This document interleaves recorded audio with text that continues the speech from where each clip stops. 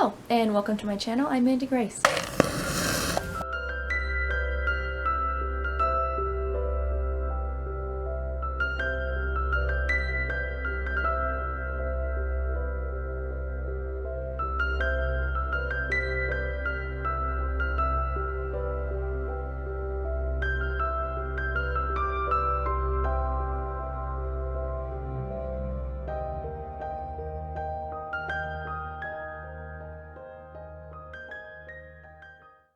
Since the beginning of 2021, I have been trying to read one book on writing craft or publishing and marketing and that sort of stuff every single month to get better at this whole author business.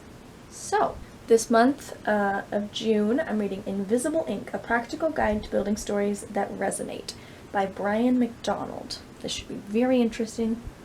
Hopefully. I actually had a whole intro and then also another video after reading the first bit. But I accidentally deleted both of those clips, so we're starting over. Essentially, what I discovered after reading the first bit was that this is actually geared toward scripts, not novels, but I think the story stuff will still be the same because telling stories, whatever the medium, is essentially the same. So, yeah, I do think I'll still be able to learn things from it, but it will also be interesting to learn about scripts, I guess. I did try to write a script once for my very first Robin Hood book. That was a fun experience.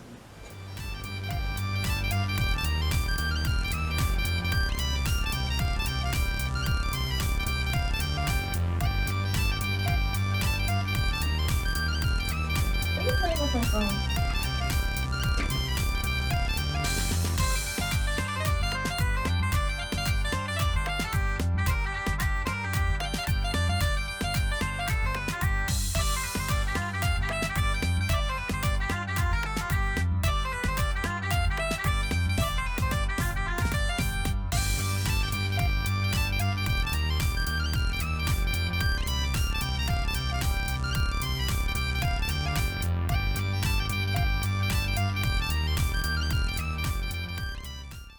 So, he introduced these 7 simple steps, which I have heard before many times, but it kind of amused me down here. He's like, these steps are kind of invisible ink. I'm sure you recognize them. They just make sense, don't they? Why didn't you know about them already? You did. You just thought it would be more complicated than that. Which I'm sure was a great moment to read for people who didn't already know them, but for me, he was like, why didn't you know them already? And I was like, I did know them quite well, actually. This has been happening to me kind of with every book that I've been reading this year. They'll present something about creating story and be like, wow, look at this simple, amazing thing. Isn't your mind blown? And my mind is not, because I've been studying storycraft basically since I was, in the crib. So, yeah, I know a lot of it. And I have learned some things from various books that I've been reading, but I haven't felt like I've learned anything mind-blowing. But I think what am I saying?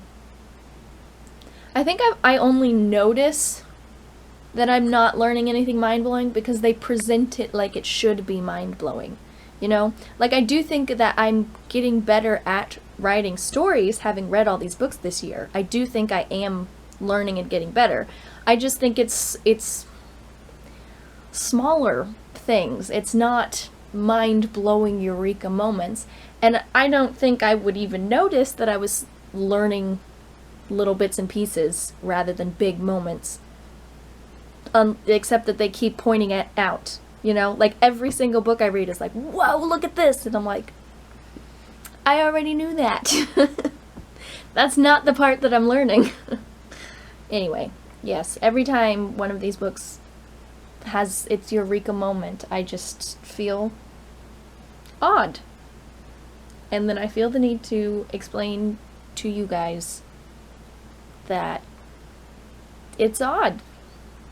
Related to this topic is the idea that one medium is superior to another. Live theater is more artistic than cinema, or that novels are inherently better than comic books, or movies are better than television. These are all just mediums that can be used to tell stories, and that is all. Each has its own strengths, and it is up to you to use the strengths of whichever medium you choose to help tell your story. Don't let your medium or your genre stop you from telling a good story. Just read the chapter on the possibility of killing off protagonists, or other characters, and Brian McDonald talks about how the character story has to be over. So, like, even if there was, potentially more for them to do, their character arc and what their character was supposed to learn or change or whatever has happened, and then they can die in whatever manner so that audiences don't feel cheated. But I've heard a lot of people talk about how it has more emotional impact if you kill a character before their story is over, because then it's like there's so much potential here, so much that could have happened in their lives, but they're dead. Yeah, so I don't know, I didn't dislike this chapter, and I can see what he was saying, but I don't know that I necessarily agree with him. I finished the book. I actually really liked it, and I think I'll read it again just to let it all sink in again. Yeah, it was good. And I don't know that I could necessarily specifically pinpoint exactly what I learned from this, but I do feel like I have a better grasp on stories and how they work. So, that's good. This has been happening to blah. I can't think of words.